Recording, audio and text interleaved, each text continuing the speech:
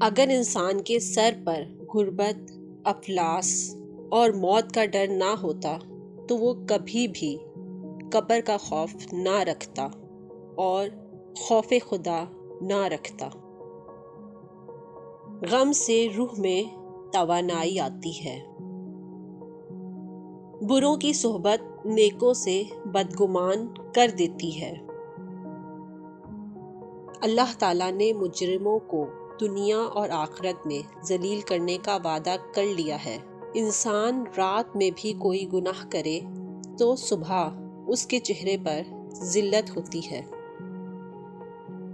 جھوٹا سب سے پہلے اپنے آپ کو نقصان پہنچاتا ہے۔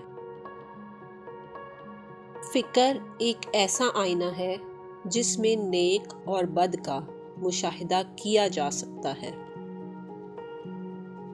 انسان کا سب سے بڑا دشمن خود اس کا نفس ہے۔